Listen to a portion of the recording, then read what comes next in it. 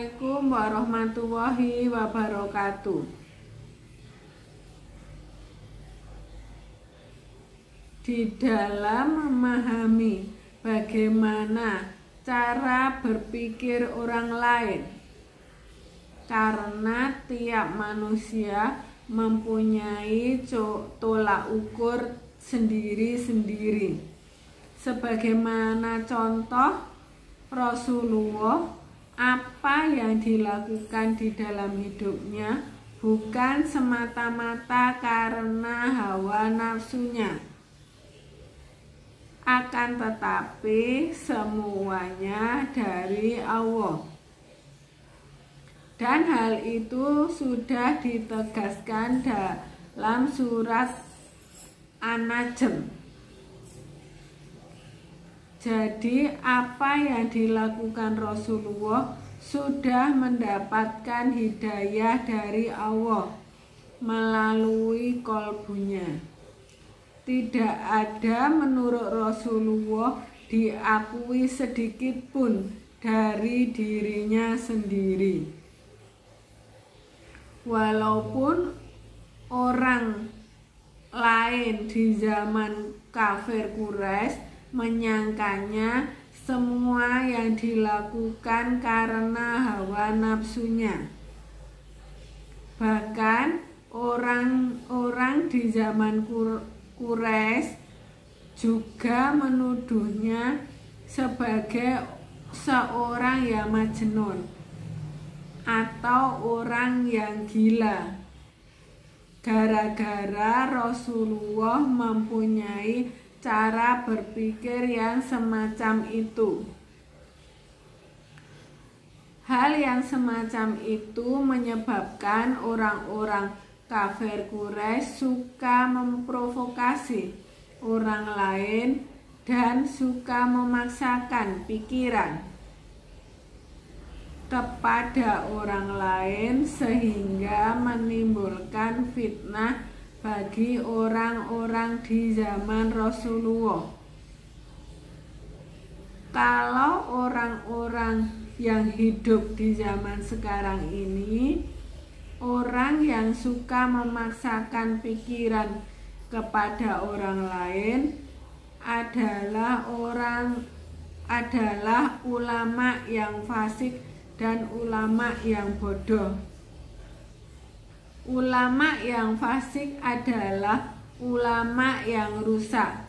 Jadi ulama yang menjalankan segala perintah Allah tapi juga menjalankan segala larangan Allah.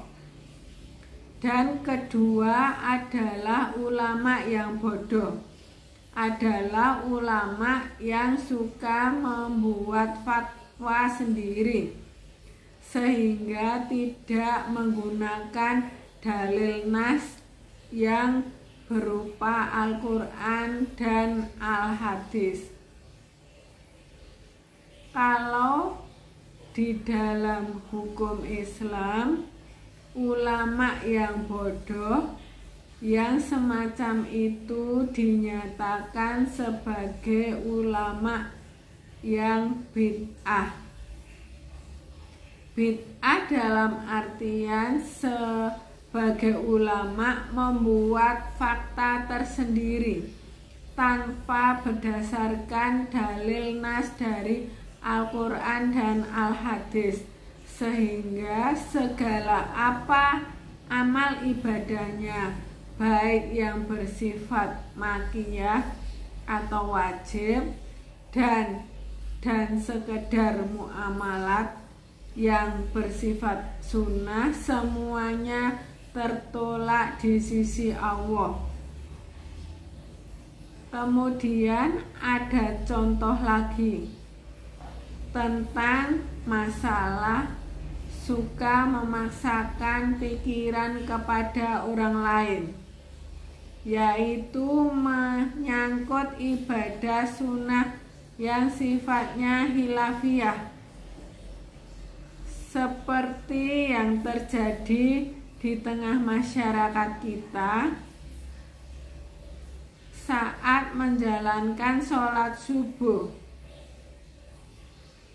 Di dalam kita menjalankan ibadah sholat subuh, ada hal sunnah yang mana kalau kita mengerjakannya kita mendapat pahala, dan kalau tidak mengerjakannya maka tidak apa-apa.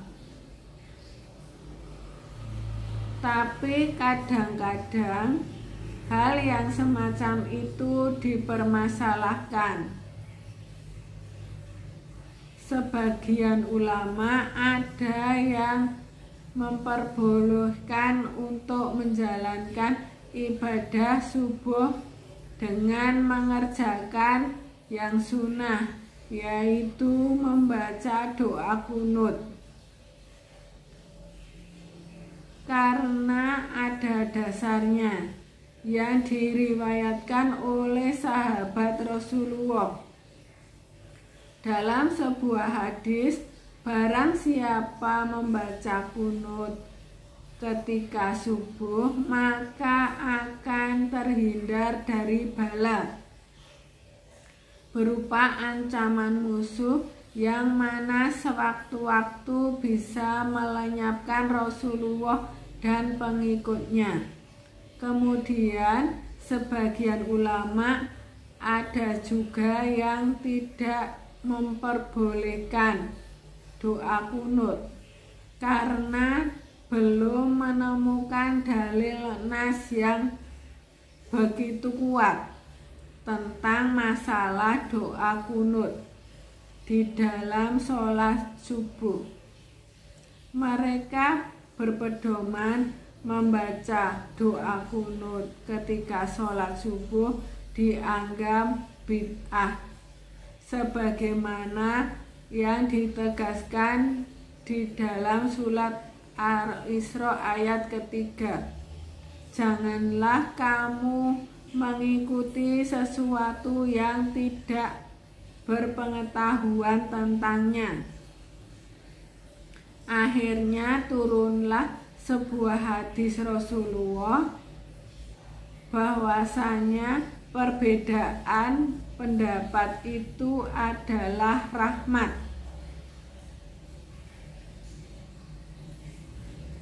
bukan sebuah perpecahan, karena perbedaan pendapat itu adalah sebuah khilafiyah.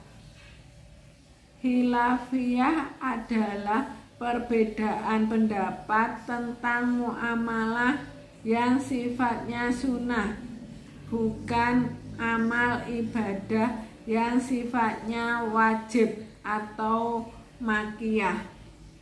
Jadi intinya, jangan memaksakan pikiran kita terhadap orang lain.